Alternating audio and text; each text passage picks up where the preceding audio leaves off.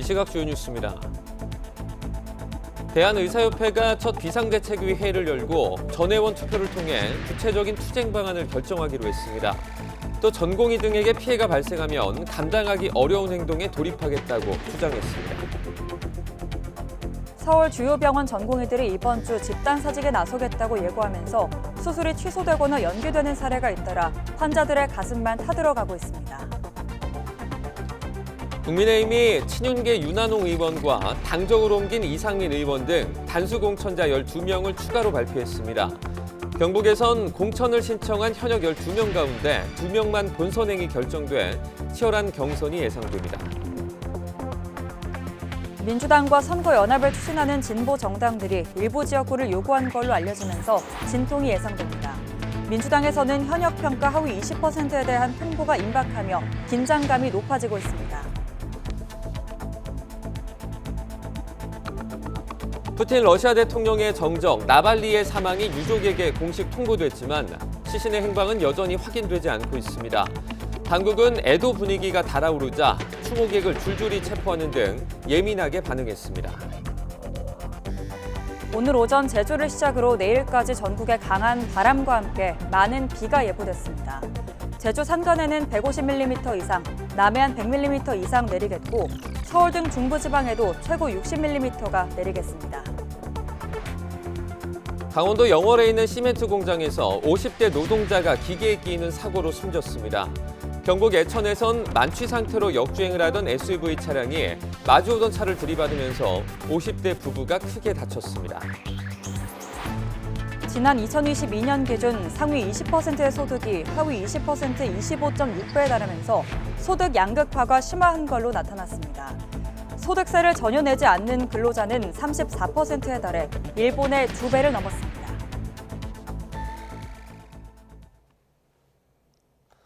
굿모닝 YTN 2부로 이어갑니다. 의과대학 증원에 반대하는 대한의사협회 비상대책위원회가 총파업 등 단체 행동 돌입 여부를 다시 전회원을 대상으로 투표에 붙입니다. 전공의와 의대생이 동반 사직과 휴학을 예고한 가운데 정부와 전면전을 벌일 가능성이 더 커졌습니다. 조용성 기자가 보도합니다. 대한의사협회 비대위가 집단 행동에 나설 전공의에게 피해가 발생하면 감당하기 어려운 행동에 돌입하겠다고 결의했습니다. 그러면서 의사협회 비대위 첫 회의 결과 단체 행동에 대한 찬반 투표를 진행하기로 했습니다. 모든 회원을 대상으로 이번 주 중에 마무리한다는 계획입니다. 비대위에서 논의하고 내린 결정은 다음과 같다. 1. 의료계 단체 행동의 시작과 종료는 전 회원 투표로 결정하기로 결의하였다.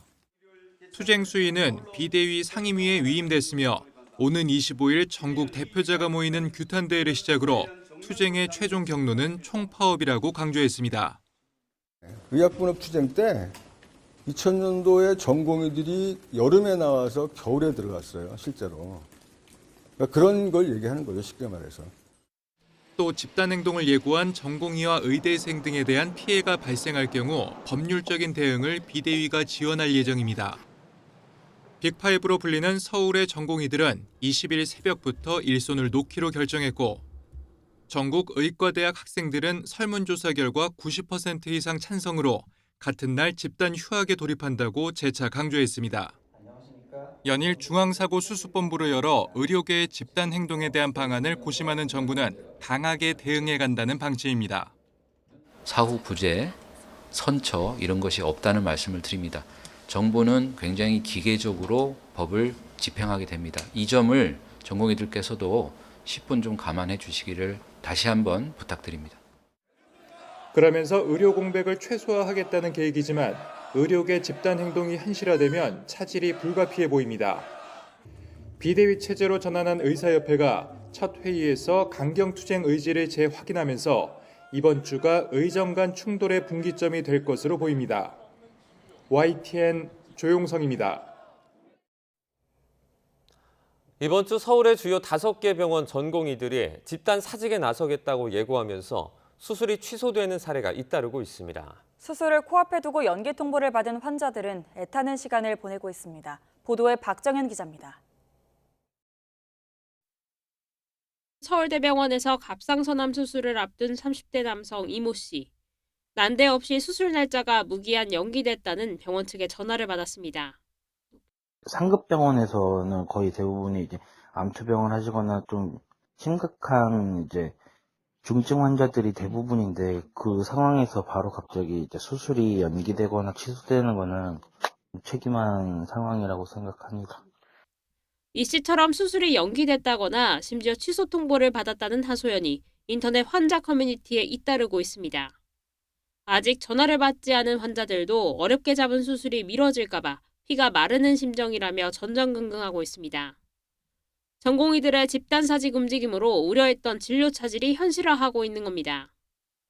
이른바 빅5로 불리는 서울의 대학병원 전공의들이 오는 20일 병원을 떠나겠다고 선언한 상황. 해당 병원들은 진료과별로 환자들의 중증도에 따라 수술 일정 조정에 들어갔습니다.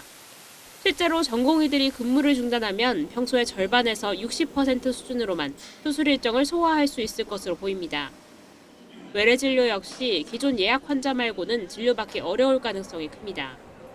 의대 증원 여파가 환자들의 피해로 고스란히 이어지자 여론은 싸늘해지고 있습니다.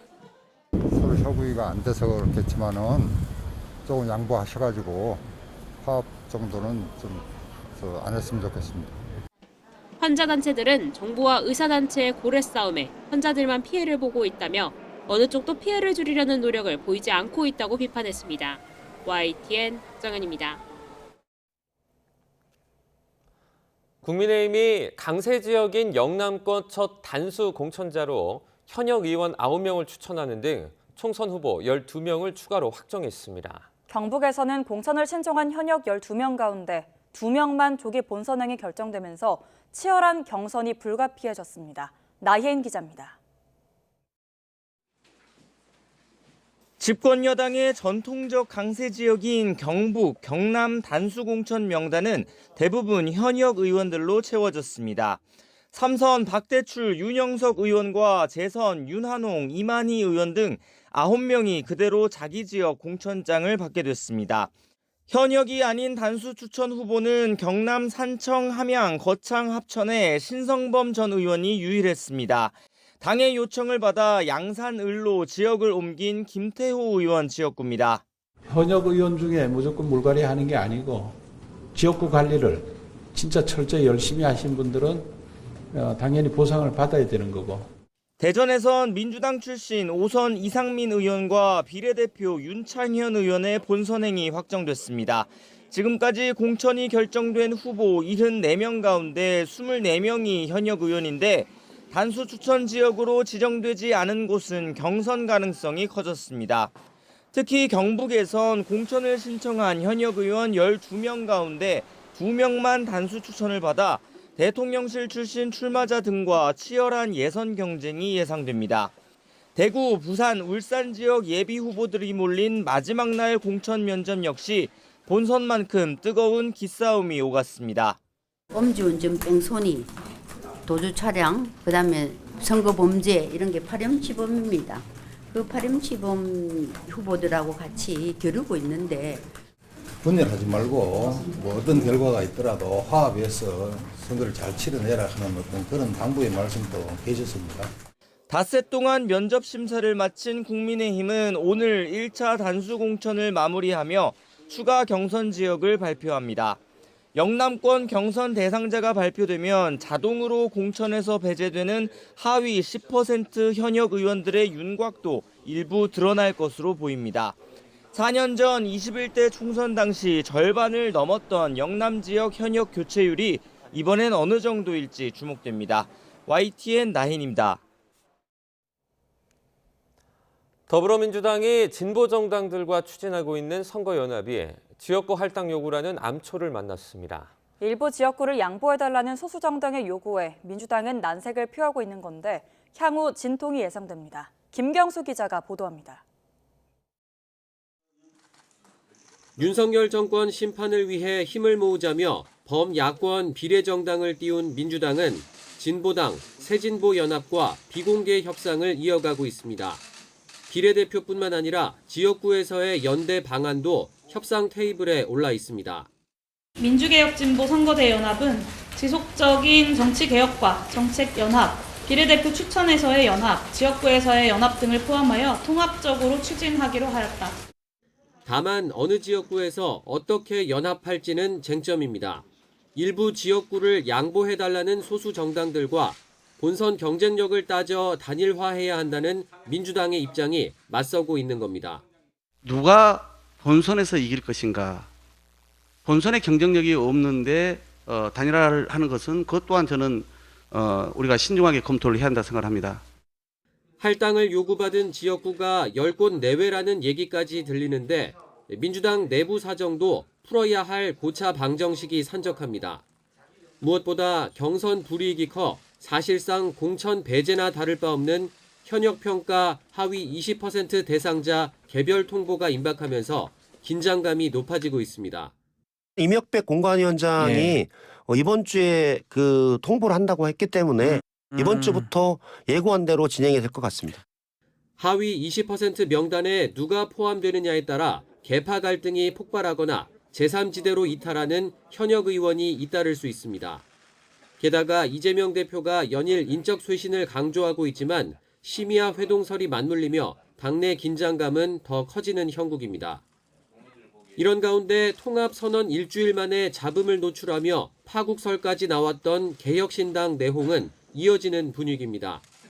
배복주 전 정의당 부대표 등 내홍 배경으로 꼽힌 인사에 대한 처분 문제와 선거정책 지휘 주도권 등을 두고 의견 충돌이 여전한 겁니다. 이준석의 그 개혁신당하고 이낙연의 신당하고는 생리적으로 맞지가 않는 정당이다. 갑작스럽게 합했기 때문에 지금 그 융화작용이 일어나는 시간이 좀 필요할 겁니다.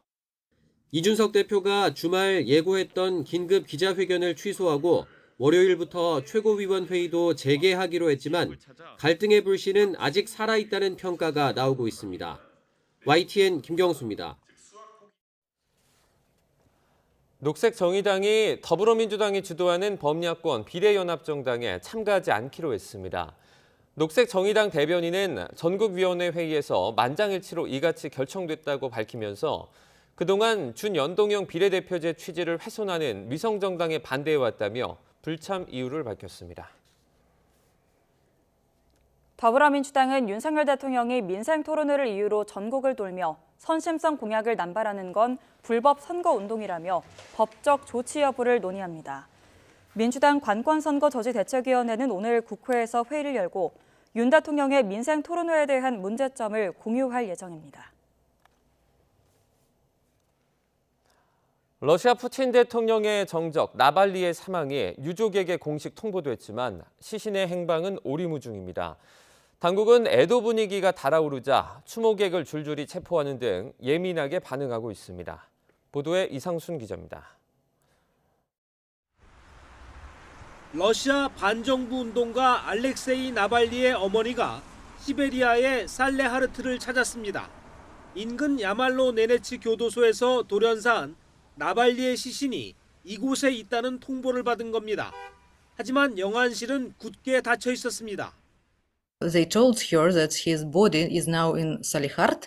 It is another city, and the body was taken by investigative committee, and they are conducting some sort of investigations with him. So right now we don't have access to the body, and we don't know for sure where it is. 러시아 당국은 사인이 밝혀질 때까지 시신 접근을 허용하지 않겠다는 입장인 것으로 전해졌습니다. 하지만 푸틴 대통령의 최대 정적 나발리가 갑자기 그냥 숨졌다는 발표를 믿는 추모객들은 별로 없습니다.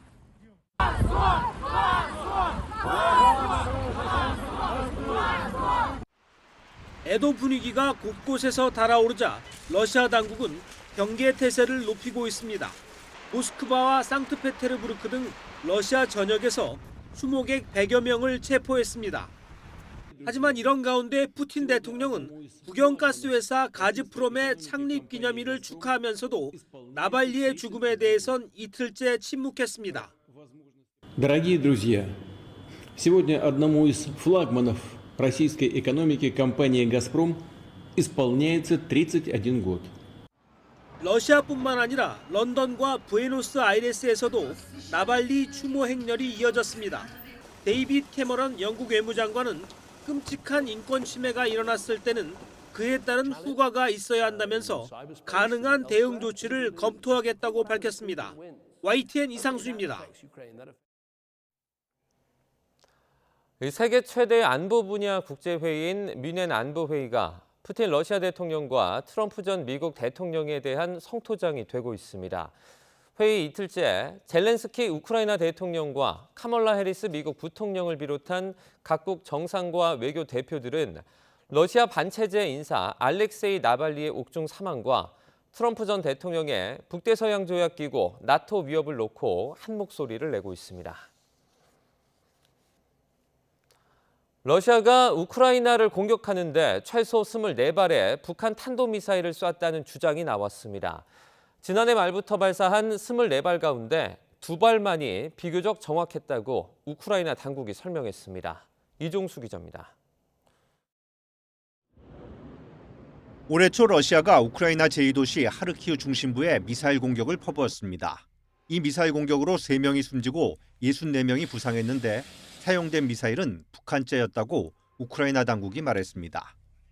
우크라이나 검찰총장은 예비조사 결과를 발표하면서 지난해 12월 말부터 이달 7일까지 러시아군이 우크라이나에 적어도 24발의 북한산 탄도미사일을 발사했다고 말했습니다. At least 24 ballistic missiles of allegedly North Korean origin were used during Russia's missile attacks on the territory of Ukraine. 미사일 기종은 단거리 3종 세트에 속하는 북한산 이스칸데르와 에이테크스로 파악됐습니다. 발사된 북한산 미사일 24발 가운데 2발만 비교적 정확해 정확도는 낮은 것으로 나타났습니다.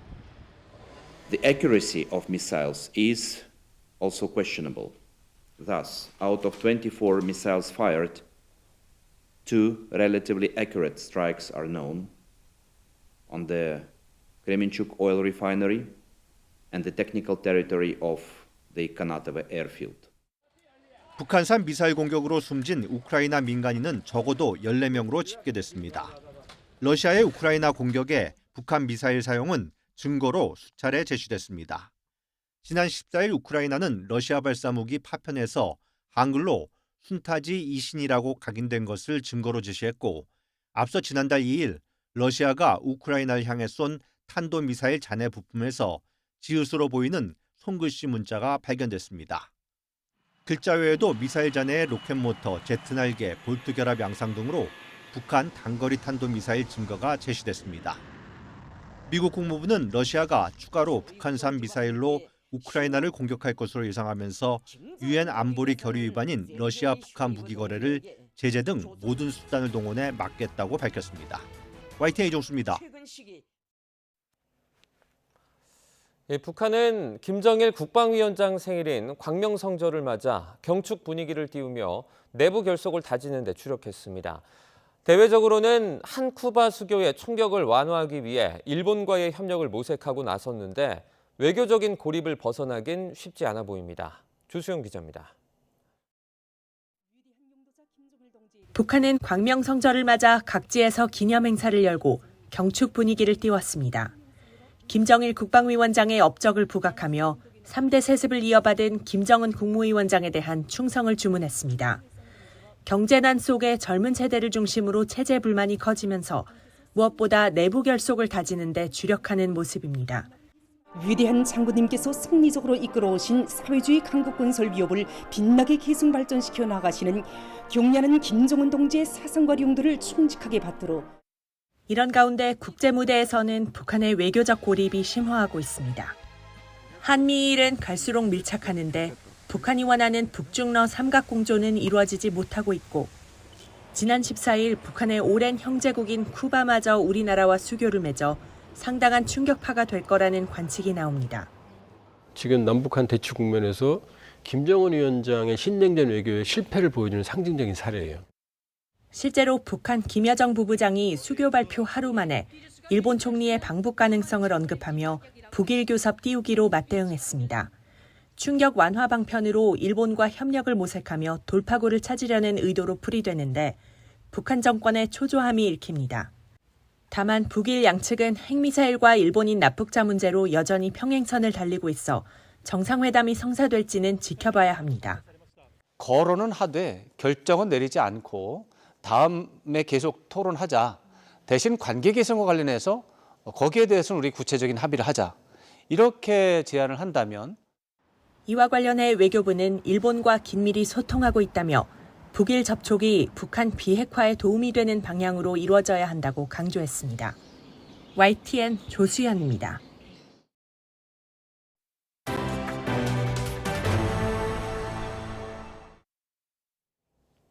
오늘부터 전국에 많은 비가 내리고 또 제주도와 남해안을 중심으로 전국에는 강한 바람이 불 전망입니다.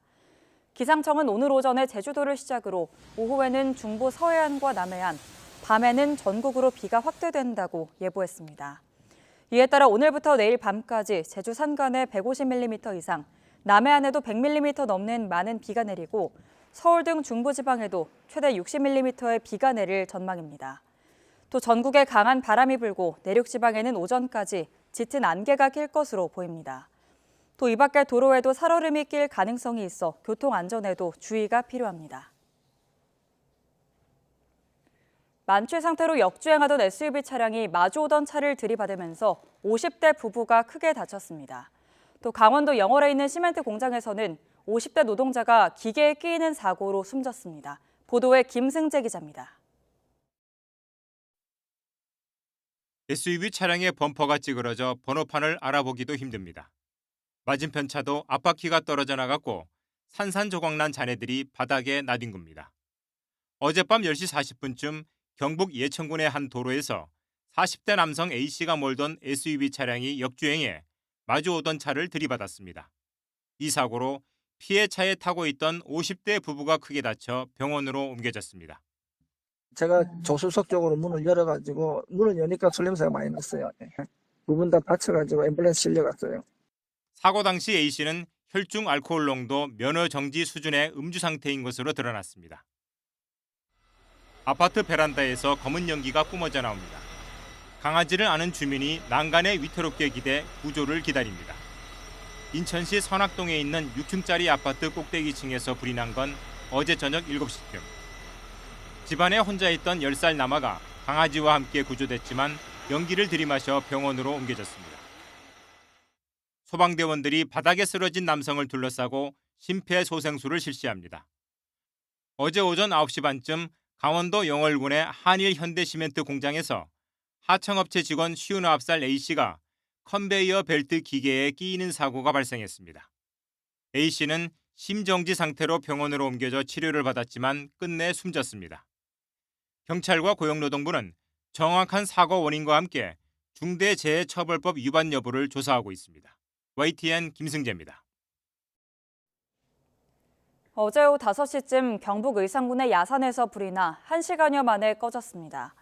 이 불로 다친 사람이나 주택 등의 시설물 피해는 없는 것으로 파악됐습니다. 어제 오후 5시 50분쯤 전라남도 구례군의 돼지 농가에서 불이 났습니다. 이 불로 축사 한 개동이 불에 타면서 돼지 2,200마리 가운데 800마리가 폐사하고 1억 3천만 원 정도의 재산 피해가 났습니다. 어제 오후 6시 20분쯤 전북 군산시 인피면에 있는 축사 옆 농막에서 불이 나 40여 분 만에 꺼졌습니다. 이 불로 다친 사람은 없었지만 농막 한 개동과 사료 저장고 2개동이 불에 타면서 2,500만 원 정도의 재산 피해가 발생했습니다. 제주에는 지난달 한파에 이어 이달 초 마치 장마 같은 많은 비가 내리면서 채소와 과일류의 생육이 크게 나빠지고 있습니다. 각종 질병 피해도 우려되는데 습도가 높아서 방제 작업도 제때 하지 못하고 있습니다. KCTV 제주방송 김용원 기자가 보도합니다. 약 2,000제곱미터 면적의 딸기 재배 하우스입니다. 이제 막 자라기 시작한 열매에 검은색 곰팡이가 생겼습니다. 줄기는 시들고 꽃잎도 갈색으로 변했습니다. 지난달부터 잿빛 곰팡이병이 빠르게 퍼지고 있는 겁니다. 계속된 비날씨로 비닐하우스 환기를 제대로 못했고 이 와중에 난방기까지 가동하며 습도가 높아졌습니다. 이로 인해 곰팡이병이 하우스 전체로 번졌고 원래 수확하려던 2,500kg 가운데 상품으로 건질 수 있는 건 20%가 채 되지 않는 상황입니다. 날씨가 안 좋다 보니까 수정이 불량되고 또 이제 수정이 돼 있어도 기후 조건이 안 좋아서 이제 그 하우스 안에 공기 순환이 잘 안 되다 보니까 제피 곰팡이병이 이제 만연해서 저희 이 포장에서는 저희들이 이번 화방은 이제 포기를 하려고 지금 계획 중입니다. 화훼 농가도 상황은 비슷합니다. 햇빛을 충분히 쬐지 못하자 각종 곰팡이균에 의한 썩은 피해가 발생하고 있습니다. 습도가 높고 땅도 마르지 않아 방제도 제때하지 못해 농가 걱정이 큽니다. 절화백합 같은 경우에는 잿빛 곰팡이가 발생해서 이게 포자가 됐을 경우에 밭 전체로 이제 퍼질 것 같은데 지금 약을 이용해가지고 방제를 해야 되지만 약 또한 물이기 때문에 쉽게 방제를 하고 있지 못하고 있습니다. 이달 초 제주에는 1월 한 달 강우량에 맞먹는 100mm 내외 많은 비가 일주일 동안 집중됐습니다. 일조 시간은 서귀포시가 2.2시간에 불과했고 제주는 아예 관측되지 않았습니다. 평년에 비해 지역별로 적게는 15시간, 많게는 28시간 이상 줄어들면서 생육 부진과 곰팡이병 피해의 직접적인 원인이 되고 있습니다. 농업기술원은 농작물 재해 관리 요령을 발표하고 피해 예찰을 강화하고 있습니다. 딸기나 토마토 같은 귀여운 거하고 잿빛곰팡이병이 발생이 심합니다. 이 잿빛곰팡이는 저온 다습 조건에서 발생이 좀 심해서 아마 이제 시설 채소 쪽에는 이제 환기를 좀 철저히 해주시고 적용약들을 좀 살포를 해주셔야겠습니다. 날씨 탓에 상품성이 떨어지고 출하 시기가 늦어지는 등 수급 상황도 나빠질 것으로 전망되면서 농정당국의 발빠른 대응이 요구되고 있습니다. KCTV 뉴스 김용원입니다. 지난 설 명절에 선물로 홍삼 받으신 분들 많으시죠? 기쁜 마음으로 받았지만 몸에 맞지 않아 중고거래 플랫폼을 통해서 다시 되파는 소비자들도 많은데요. 하지만 홍삼이나 비타민 같은 건강기능식품 중고거래가 불법으로 규정돼 주의가 필요합니다. HCN 충북방송 오승훈 기자입니다. 한 중고거래 플랫폼에 올라온 설 선물 세트 거래 글입니다. 대표적인 명절 선물인 홍삼부터 비타민, 밀크시슬 등 건강기능식품들을 판매한다는 글이 즐비합니다. 설 명절 선물로 받은 상품들을 다시 중고거래를 통해 판매하는 건데 모두 개인 간 중고거래가 금지된 품목들입니다.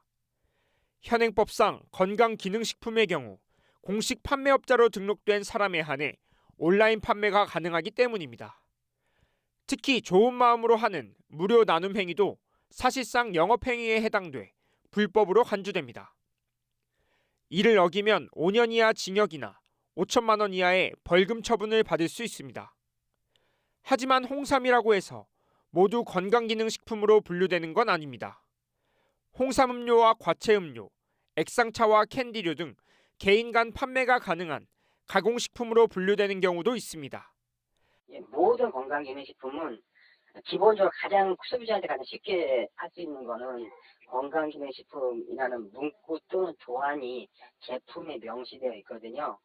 하지만 온라인 재판매 사례가 늘고 시장 규모가 확대되면서 소비자들의 불만이 큰 상황.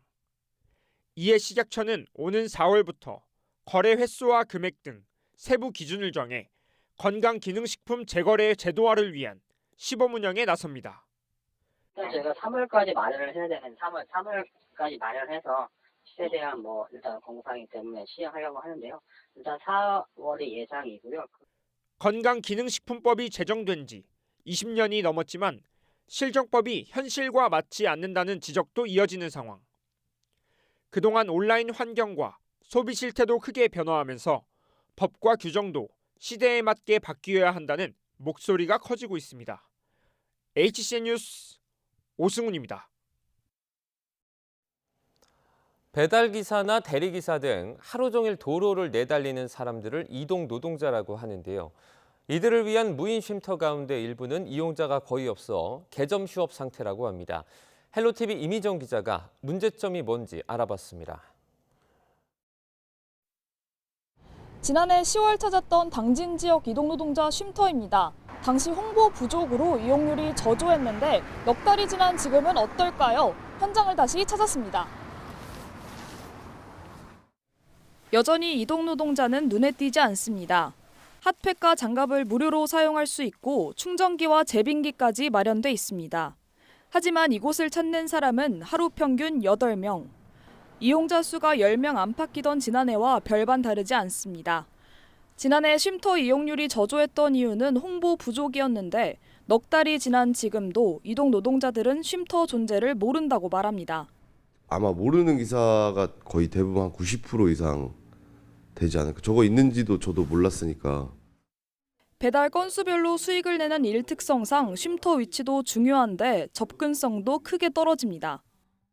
아무래도 좀 후미진 곳에 있고 그리고 좀 외진 곳에 있다 보니까 기사들이 좀 가기가 수월하지가 않아서. 쉼터 위치상 배달이 잘 안 잡히는 지역이라는 겁니다. 충남 지역 이동 노동자 무인 쉼터는 4곳. 그중 당진 지역 쉼터의 이용자 수가 가장 저조합니다. 그 이유는 바로 접근성 때문입니다. 아산 지역 무인 쉼터의 경우 하루 평균 약 65명이 이용합니다. 유동인구가 많고 배달이 잘 잡히는 지역에 쉼터가 위치했기 때문입니다. 충남도는 건물 임차료 등을 이유로 대덕동의 쉼터 위치를 잡았다는 입장. 홍보 부족과 현장 상황을 파악하지 못한 탓에 쉼터가 제 역할을 못하고 있고 그 사이 임차료와 소모품비로 매달 약 100만 원이 나가고 있습니다. 향후에는 이 쉼터 취지에 맞게 현장 의견이 반영되고 더 많은 활발한 홍보가 있어서 이 쉼터에 많은 이용이 있었으면 좋겠습니다. 이동 노동자들 사이에선 자주 활동하는 지역에 간이 쉼터를 조성하는 등 실질적으로 쉴 수 있는 공간을 마련해야 한다는 목소리가 나오고 있습니다. 헬로티비 뉴스 이미정입니다. 시민체육시설 등 각종 공공건축물이 늘고 있는 가운데 예산 부족으로 관리와 운영에 어려움을 겪는 곳이 잇따르고 있습니다. 재정 자립도가 열악한 자치단체의 경우 부담이 될 수 있어 더욱 종합적인 관리 계획이 필요합니다. 헬로티비 정명기 기자입니다. 김제의 생활밀착형 국민체육복합센터가 들어설 부지입니다. 총 사업비 가운데 70억 원은 국도비로 충당하고 나머지 120억 원이 넘는 비용을 김제시가 분담합니다. 사업 추진 7년째로 접어들었습니다. 국비가 40억이 안 되고 시비가 70억이 많은 돈이 들어가니까 국비 확보를 더 해라. 지평구에서 지방교육에 대한 173억 200 중에도 예산 편성하는지 이해 중인하는지. 사업비 50억 원 가운데 70%를 시비로 충당해야 하는 다목적 체육관도 올해 안에 준공될 예정입니다. 사업은 우여곡절의 연속이었습니다. 사업에 뛰어든 지 벌써 5년째지만 사업 진행률은 10%대에 그치고 있습니다. 이처럼 김제시가 직접 사용하는 공공용 재산의 경우 100건 가운데 75건이 신축을 위해 취득한 것으로 알려졌습니다. 올해 주요 업무 계획을 보더라도 20개가 넘는 크고 작은 센터가 건립될 것으로 예상됩니다. 시설 완공까지 비용도 많이 들지만 이후 운영과 유지관리 비용도 만만치 않기 때문에 우려가 제기됩니다. 각 실과소에서 제안되는 김제시 공공건축물에 대해서 설립 필요성과 타당성, 향후 유지비와 운영비 등을 체계적, 종합적으로 관리할 필요가 있습니다. 관련 조례를 보면 자치단체장은 모든 공유재산을 효율적으로 관리해야 하고 증감과 현황을 주민에게 공개하도록 돼 있습니다. 그렇지만 이마저도 현장에선 제대로 지켜지지 않고 있는 것으로 나타났습니다. 시크에서 관리하는 건 행정재산이고요. 네, 그 유유지는 지금 일반 재산만 공개를 했어요. 인구는 갈수록 줄고 재정 자립도가 낮아 어려움을 겪는 자치단체들. 공공시설물의 효율적인 관리나 재정 운영을 위해선 전체적인 관점에서 다시 한번 철저한 점검이 필요하다는 목소리가 설득력을 얻고 있습니다. 헬로티비 뉴스 정명기입니다. 방치된 빈집들이 전국적으로 문제가 되는 가운데 울산시가 적극적으로 빈집 정비 사업을 벌이고 있어 관심을 끌고 있습니다. 울산시는 1,700채가 넘는 빈집을 주차장과 쉼터 등의 공공시설로 만들어가고 있습니다. JCN 울산중앙방송 라경훈 기자입니다. 무너져 내린 외벽에 벗겨진 지붕. 문은 뜯겨 있는 채로 집 앞에는 어느새 잡초들이 무성하게 자라 있습니다. 이곳은 주인이 살지 않고 수년째 방치돼 있는 빈집입니다. 짐승이란 짐승 나옵니다. 그러니까 일로 지 새끼도 우리 집 옆으로 이렇게 들어오고 정신이 없어요. 제발 이거 좀 어떻게 처리 좀 됐으면 좋겠어. 이와 같은 빈집은 현재 울산에서만 1,794곳. 방치되면서 각종 범죄 장소로 이용되거나 악취 등으로 주민들에게 피해를 주고 있습니다. 울산에서도 이 같은 문제를 해결하기 위해 매년 빈집 정비 사업을 펴고 있습니다. 여러 사람들이 옹기종기 앉을 수 있을 만한 크기의 평상과 의자. 이곳은 마을 주민들의 휴게 쉼터입니다. 이곳은 원래 빈집이 있었던 공간이었지만 지난해 철거된 이후 새로운 주민 쉼터로 재탄생했습니다. 이처럼 울산 곳곳에 있던 빈집 49채가 각각 주차 공간과 주민 쉼터 등의 공공시설로 탈바꿈했습니다. 울산시는 올해도 2억 4천만 원의 예산을 확보해 각 구군별로 배정한 뒤 순차적으로 신청을 받아 정비 사업을 시행할 계획입니다.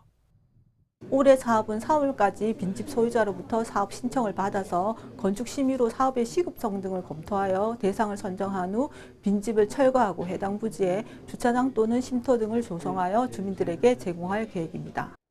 방치된 빈집을 공공시설로 탈바꿈하는 빈집 정비 사업.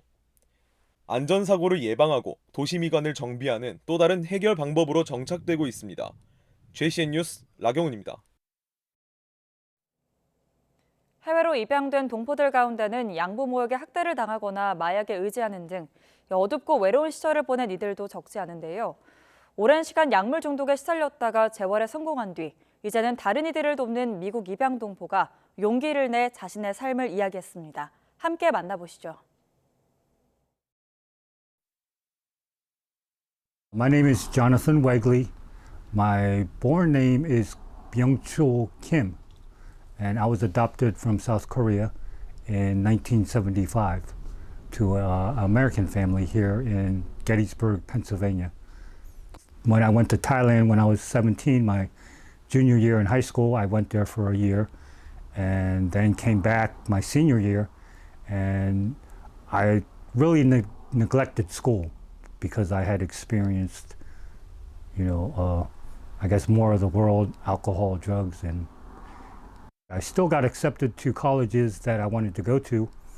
And my parents knew my senior year when I was 17 and going to turn 18 about my drug use, alcohol use. And that's where I really separated from my adopted parents.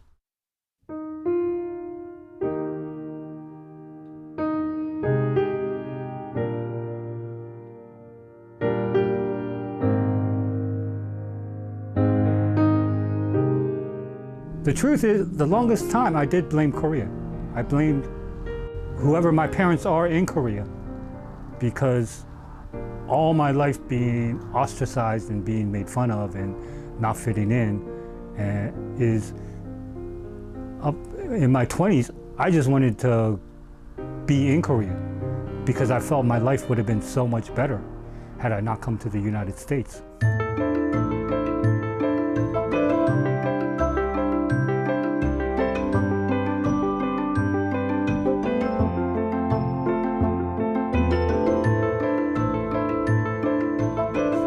Year around November when I met Pastor Che and his church group in Kensington, and they were giving out food on Tuesdays.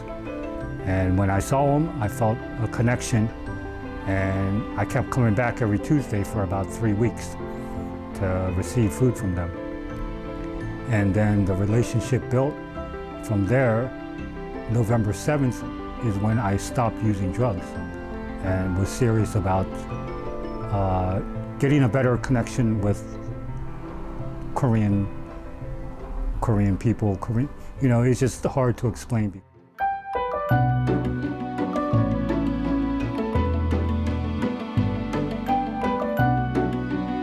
Tuesdays we go down to Kensington and feed the homeless. Over the years of being in Kensington and Philly area is to help other Asian addicts. I've gone through all the bad, and there's no more bad you can give me. I can bear a lot on my shoulders because I've experienced it. And one more person's bad thing is not going to weigh me down. It's not. I can carry somebody.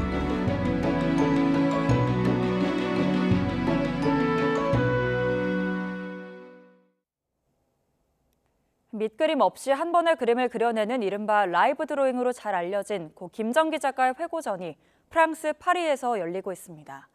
고 김정기 작가는 해마다 프랑스에서 열리는 국제 만화 축제에 초청될 정도로 프랑스와 깊은 인연을 갖고 있는데요. 회고전 현장 함께 보겠습니다. 밑그림도 없이 새하얀 종이 위에 붓펜으로 망설임 없이 획을 긋습니다. 생생하고 섬세하게 그려진 인물들은 금세 군중으로 확장합니다.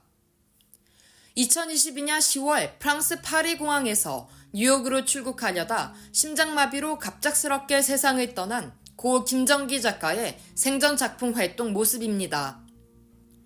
밑그림 없이 한 번에 그려내는 이른바 라이브 드로잉의 대가로 알려지며 세계적인 주목을 받았던 작가. 고인을 추모하는 회고전이 프랑스 파리에서 열리고 있습니다. 10m 길이의 이어진 세상과 호랑이 시리즈 등 대표작들이 관객의 시선을 사로잡습니다.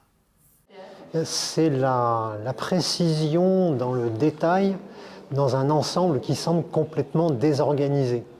Parce que chaque détail est précis, mais tout semble complètement mélangé, alors qu'en fait, c'est pas du tout le cas.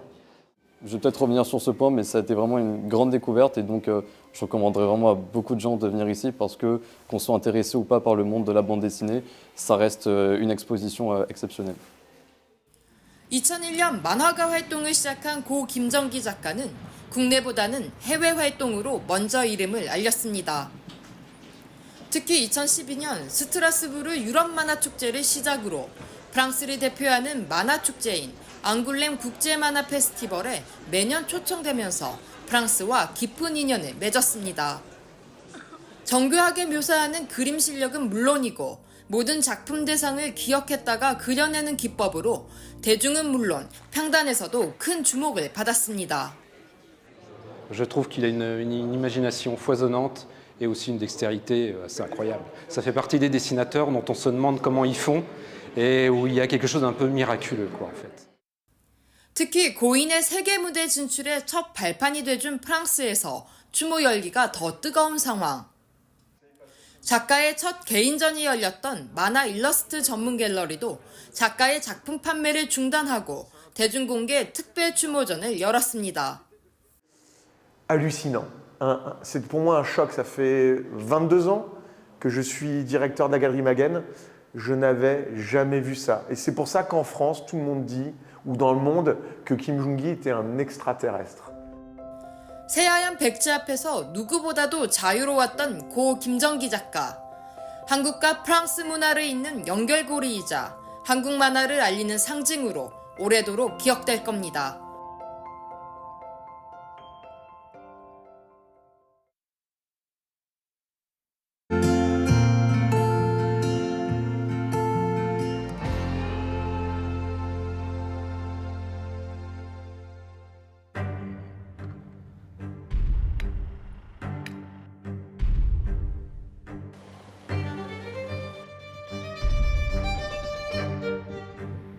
전 세계에 이런 나라가 없어요. 극단적인 상황을 경험하게 될 거예요. 정말 위험한 상태에 있는 나라다.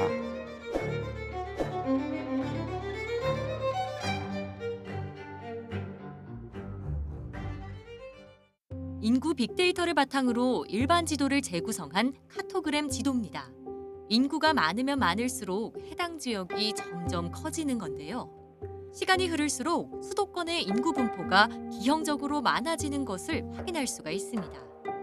지방 소멸의 원인 가운데 하나인 수도권 집중화 문제, 어떻게 해결해야 할까요? 인구 감소보다 쏠림이 더 큰 문제예요. 그러니까 이 문제를 풀려면 수도권으로 사람들이 자꾸 몰리지 않게 해야 되는데 지금 수도권 지역에 대한 계속되는 투자, 신도시 건설, 또는 교통 기반 시설들 이런 것들을 계속하면서 지역 균형 발전을 하겠다는 게 저는 어불성설이었다. 중앙정부 주도의 획일적인 정책은 지방의 생활 여건이나 발전 역량을 고려한 맞춤형 정책 설계에 한계가 있기 때문에 중앙의 예산이나 운영 인력 등이 지방에 이양되어야 할 것이라고 생각을 합니다. 지방민의 41.1%는 미래의 지방을 떠나 수도권으로의 이주를 희망한다고 응답했는데요. 가장 큰 이유는 열악한 일자리 여건 때문이었습니다. 현재 젊은이들이 그 눈높이에 맞는 일자리가 없기 때문에 떠나는 거거든요. 양질의 일자리를 해당 지자체에서 젊은이들의 눈높이에 맞게 공급을 한다면 절대 떠나지 않습니다. 구인난에 시달리고 있는 중소기업과 결합하는 이런 모델, 중앙정부의 강력한 지원, 대도시권처럼 작동할 수 있는 공간을 만들어야 기본적으로 기업도 유치할 수 있고 또 인구 유출도 방지할 수 있는 어떤 그런 토대를 마련할 수 있다. 메가시티처럼 개별 도시들을 물리적으로 결합하고 도시 규모에 따라 위계적인 구조를 형성하는 것이 아닌 도시 간의 연계 협력을 중시하는 메가 리전 전략이 해법으로 떠오르고 있습니다. 수도권의 복제 모델인 메가시티 전략이 아닌 지역의 독자성을 유지하면서 지역 간의 거버넌스를 강조한 메가리전 정책이 효율적인 대안이라고 생각을 합니다. 최근에 프랑스 정부가 하는 정책은 이런 작은 지방의 소도시들을 결속시키는 정책이에요. 그러니까 작은 지방의 시군들을 자꾸 통합하려고 하지 말고 존속시키면서 이 작은 시군들이 하나하나가 서로 마치 하나처럼 연결시켜서 경쟁력을 키운다면 지방들도 지금보다 훨씬 더 경쟁력이 커질 거예요. 내국인 유입만으론 지방 소멸에 대응할 수 없으니 이민 정책을 확대해야 한다는 목소리도 나옵니다. 심하게 하면 농업 붕괴, 어업 붕괴가 일어날 정도로 외국인 근로자가 없으면 불가능해요. 적극적인 이민 정책이 필요하다 봐요. 이민자들의 말하자면 들어와서 생산하게 되고 이 사람들이 생산 가능 인구로 차지하면서 세금도 늘게 되고 또 복지 비용 이런 것들도 줄여들게 되고 국가가 지속 가능한 인구 구조를 갖는다라고 하는 것이 핵심이다. 정주 인구뿐만 아니라 지역과 관계가 있는 생활 인구를 늘리는 것도 방법입니다. 공간의 특성을 살린 그 발전 방향이 좋겠죠. 강원도 양양 같은 경우에는 대표적으로 지금 그 서핑족이라든가 또는 산이 설악산도 가깝고 많은 관광지가 많고 산천 축제로 유명한 또 화천도 그렇고 그런 전략들을 얼마든지 그 농산어촌에 계신 분들도 짤 수가 있죠. 또 그게 필요하고. 이 지방에서 생활함으로 인해서 그 지역의 생활 인구들을 증가시킴으로 인해서 이 지역을 활성화시키는데 정부는 지방 소멸 문제에 대해 어떤 해법을 가지고 있을까요?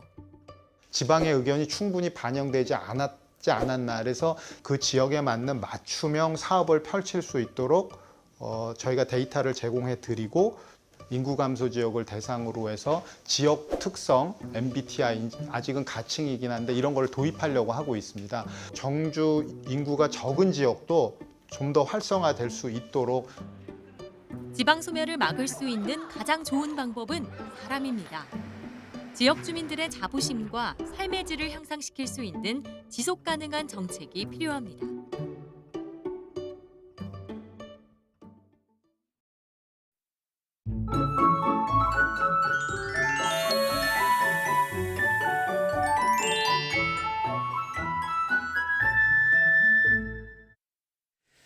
오늘은 오전에 제주도를 시작으로 오후에는 서쪽 그리고 서울 등 그 밖의 지방은 밤에 비가 옵니다. 밤에 귀가하는 분들은 우산 챙기셔야겠는데요. 이번 비는 남해안과 제주도에 집중됩니다. 제주 산간에 150 이상, 남해안과 지리산 부근에도 100mm 이상의 큰 비가 오겠고 중부와 전북에도 20에서 60mm의 비가 예상되고요. 바람도 강하게 불겠습니다. 오전까지는 내륙을 중심으로 짙은 안개가 이어집니다. 안전운전 해주시길 바랍니다. 현재 기온 살펴봅니다. 서울이 1.6도고요. 낮 기온은 서울이 12도, 안동 15도로 예상됩니다. 이번 주 비 소식 잦습니다. 목요일까지 비나 눈이 길게 이어질 전망입니다. 날씨였습니다. 굿모닝 YTN 2부 마칩니다. 잠시 후 3부가 이어집니다. 함께해 주신 여러분 고맙습니다.